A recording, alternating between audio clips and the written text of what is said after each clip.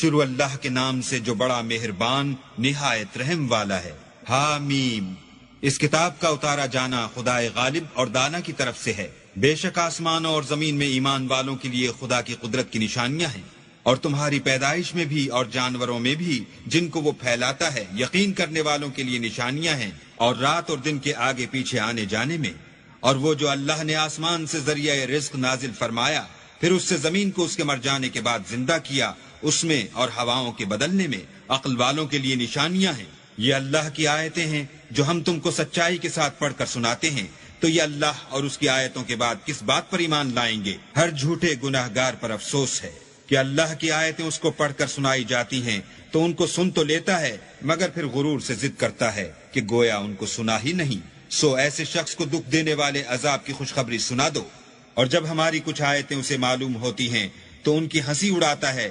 ایسے لوگوں کے لیے ذلیل کرنے والا عذاب ہے، ان کے سامنے دوزخ ہے، اور جو کام وہ کرتے رہے کچھ بھی ان کے کام نہ آئیں گے، اور نہ وہی کام آئیں گے جن کو انہوں نے اللہ کے سوا معبود بنا رکھا تھا، اور ان کے لیے بڑا عذاب ہے۔ یہ ہدایت کی کتاب ہے، اور جو لوگ اپنے پروردگار کی آیتوں سے انکار کرتے ہیں ان کو سخت قسم کا درد دینے والا عذاب ہوگا۔ اللہ ہی تو ہے جس نے دریا کو تمہارے قابو میں کر دیا تاکہ اس کے حکم سے اس میں کشتیاں چلیں، اور تاکہ تم اس کے فضل سے معاش تلاش کرو، اور تاکہ شکر کرو۔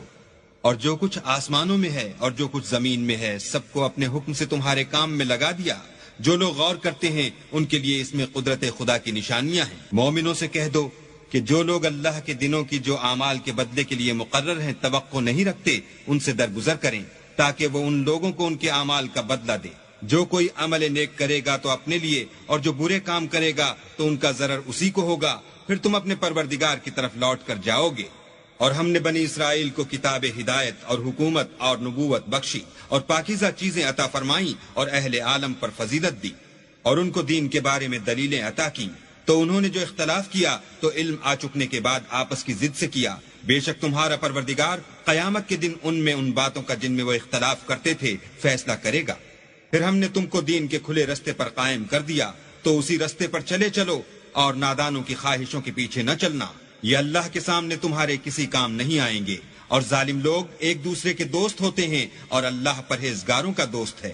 یہ قرآن لوگوں کے لیے دانائی کی باتیں ہیں، اور جو یقین رکھتے ہیں ان کے لیے ہدایت اور رحمت ہے۔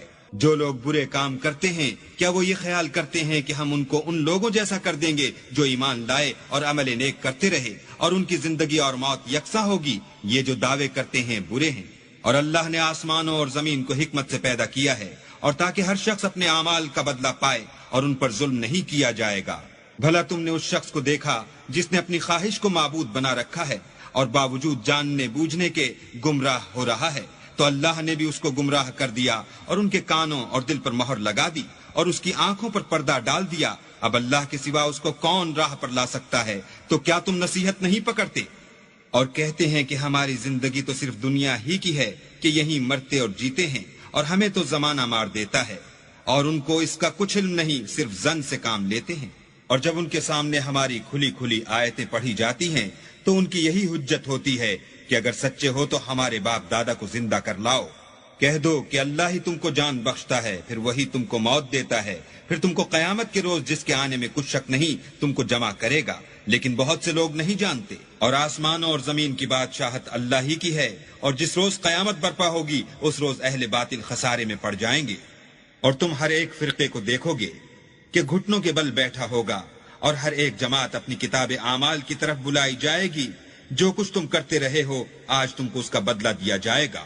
یہ ہماری کتاب تمہارے بارے میں سچ سچ بیان کر دے گی، جو کچھ تم کیا کرتے تھے ہم لکھواتے جاتے تھے۔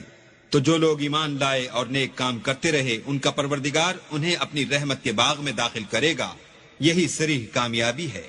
اور جنہوں نے کفر کیا ان سے کہا جائے گا کہ بھلا ہماری آیتیں تم کو پڑھ کر سنائی نہیں جاتی تھیں، مگر تم نے تکبر کیا اور تم نافرمان لوگ تھے۔ اور جب کہا جاتا تھا کہ اللہ کا وعدہ سچا ہے اور قیامت میں کچھ شک نہیں، تو تم کہتے تھے ہم نہیں جانتے کہ قیامت کیا ہے، ہم اس کو محض ظنی خیال کرتے ہیں اور ہمیں یقین نہیں آتا۔